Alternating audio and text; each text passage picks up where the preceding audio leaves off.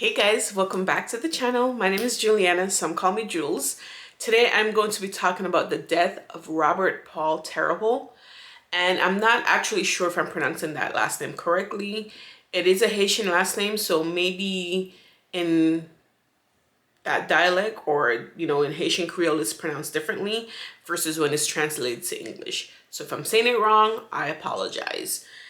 Before we get into today's video, I wanted to show you guys a drink that I'm trying out. It's beetroot, parsley, apples, and lemon. Now, I just made it. I don't know how it actually tastes like. So, it's very strong, the beetroot.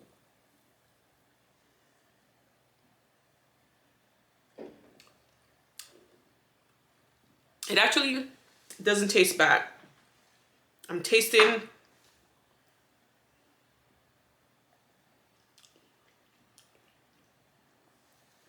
the beetroot is strong, but I'm actually tasting the apple in it. And I just put half beetroot, half apple, a few strands of the parsley, and I squeeze some of the lemon juice in it with water. I'm trying to lose weight, y'all. But let's get into today's story. So Robert Paul Terrible was born on July 10th, 1981 in New York. I'm not 100% sure what part of New York, but seeing that Brooklyn has a very high concentration of, Caribbean immigrants, it might be Brooklyn, but I'm not sure. If you know someone that grew up in a Caribbean household that's Caribbean or you're Caribbean yourself, education, schooling is very important. They literally have their foot on your neck to make sure you go to school, make sure you get good grades. And that's exactly what Robert did. He got straight A's, A+, all the way up through college. Now, also with being a good student, he was a very popular sorority member. In 2004, he graduated college and landed his dream job as an electronic engineer. And this job came with a lot of perks, including traveling to different cities in the United States. And on October 28th, 2004, he was in Orlando, Florida, and he decided to meet up with some of his sorority brothers that lived in the area. Like, he never missed out on an opportunity. Whatever city he went to, if some of his sorority brothers live there, he'll meet up with them. So they decided to meet up at a bar to, catch up on old times, see how each other's doing and have some drinks. Now, Robert is not he's not a regular drinker. And when he did drink, he didn't drink excessively. He might have like 1 or 2 beers here and there or whatever. But on that particular night, he was drinking excessively. He was 23, he's living the best of his life. He's graduated college. He's got a good job that pays decent. He's traveling throughout the country. He was happy. So he's meeting up with his buddies or his brothers, his sorority brothers, and they're drinking and talking, and, they soon lost track of time. At 3 a.m., Robert decided, you know what, I've had enough. It was good catching up with you guys, but I have to head back home to New York in a couple of days. So I'm going to head out. I'm tired. I'm going to head back to my hotel. And that's what he started to do. So he got to the garage, got into his car, and he started to drive away. But then he realized, you know what, I'm way too drunk. I shouldn't be behind the wheels of a car right now. So he parked his car, got out, went into the driver's seat, and, fell asleep. The air was on, the AC was already on, because it's hot in Florida, and he fell asleep.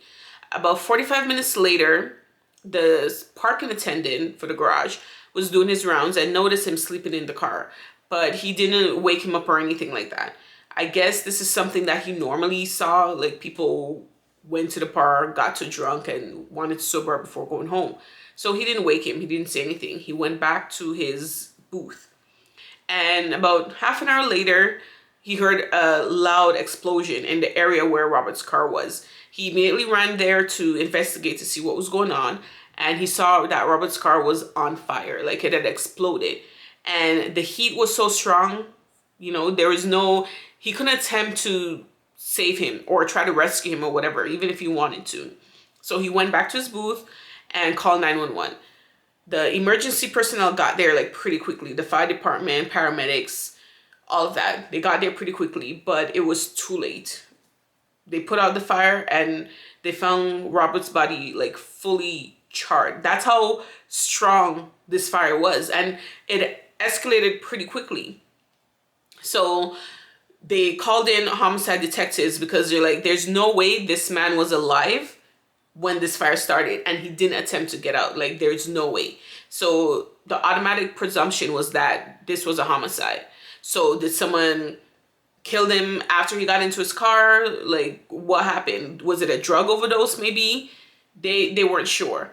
So they started to collect evidence, and after a few hours, the body was released to the medical examiner's office.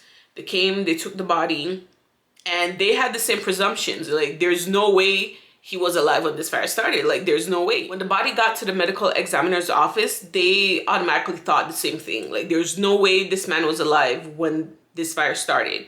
So they began examining the body. They did an x-ray because they wanted to see if there were like bullet fragments or, you know, stab wounds or something. So they did an x-ray because burnt bodies are very hard to do an autopsy on. You know, whatever evidence that was there or would have been there is destroyed. So they did the x-ray, it came back clean. There was no bullet wounds or anything like that. So they started to examine the mouth and the nose area, and they found soot in the mouth and the nose area. They found soot there. So they're like, okay, so he potentially could have been breathing when the fire was started, but also since, you know, these are open cavities, you know, especially the nose area, that could have gotten there when the car exploded, and it just, you know, went up there, traveled up there. So they started to check the trachea and the lungs, and soot was there as well. So he was definitely breathing when the fire started. So he was alive. So why didn't he get out of the car? Even from the burn patterns of the body, they can see like he was still in the same position, and how he was burnt, like all the front was especially burnt. The back was burnt as well. Like everything was charred, but they can tell like he was still seated when the fire, he didn't move, he didn't dodge, he didn't do anything. He was sitting there. And the next thing they could have checked was the toxicology report. They did all that, they sent it out, and it took 6 weeks to come back. And when it did, Robert's alcohol level was more than 2 times the legal limit. So he was pretty wasted. And for a man that didn't drink often and he didn't drink excessively, this amount of alcohol like knocked him out. He was gone. And that's the reason why he didn't wake up while the fire started. And even if he realized at some point, it would have been too late because it already inhaled the vapors and stuff from the fire, from the smoke. So it probably would have been too late. And then the car exploded as well. So this death turned out to be just a tragic accident. Here's a young man in the light of his light. You know, he's graduated college, he's got a job, he's decent pay, and he's just out hanging with buddies. He realizes he's too drunk and he's doing the responsible thing, and he ended up dying.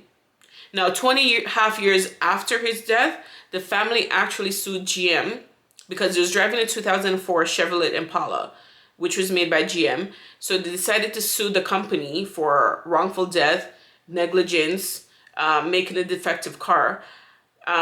This was June of 2006. I couldn't find what the resolution of that case was. Like, did they win something? Like, did they win an amount?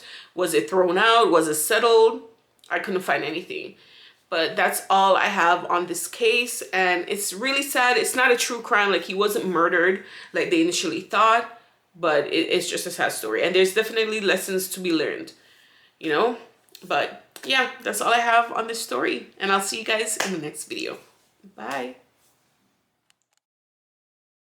But they...